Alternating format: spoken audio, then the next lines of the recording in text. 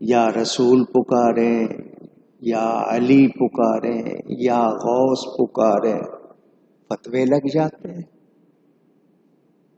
حالانکہ صحابہ پکارتے تھے۔ جنگ یمامہ،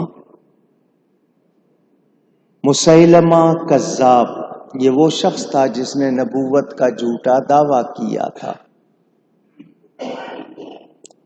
حضرت ابو بکر الصدیق، نبیوں رسولوں کے بعد افضل بشر، بھیجا، لشکر بھیجا اس سے مقابلے کے لیے کہ ختم نبوت کے تحفظ کا مسئلہ ہے، یہ نہیں کہ کرتا ہے تو کرتا رہے، نہیں، مقابلے پر بھیجا۔ جب گئے تو لشکر دونوں آمنے سامنے، ادھر سے بھی اللہ اکبر کا نعرہ لگ رہا تھا، ادھر سے مسلمان بھی اللہ اکبر کا نعرہ لگا رہے تھے، تکبیر کے نعرے دونوں طرف لگ رہے تھے، پتہ کیا چلے کہ کون کیا ہے، وہ بھی اللہ کو پکار رہے ہیں، یہ بھی اللہ کو پکار رہے ہیں۔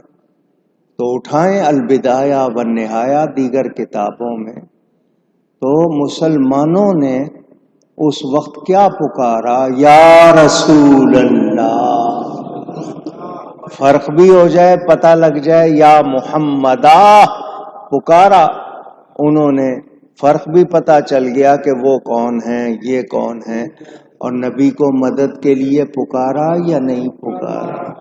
اونچی پکارا۔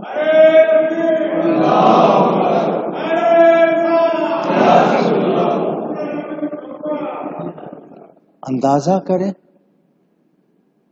آج فتوے لگاتے ہیں،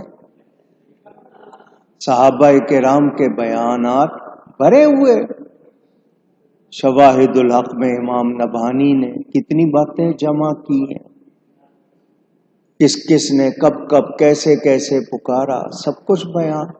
تو ہم اللہ کے سوا کسی کی عبادت نہیں کرتے، واضح رہے، اور معبود عبادت کے لائق سمجھ کر کسی کو پکارتے نہیں، پیارا سمجھ کر، اللہ کی مدد کا مظہر سمجھ کر پکارتے ہیں، اور یہ پکارنا ہرگز غلط نہیں۔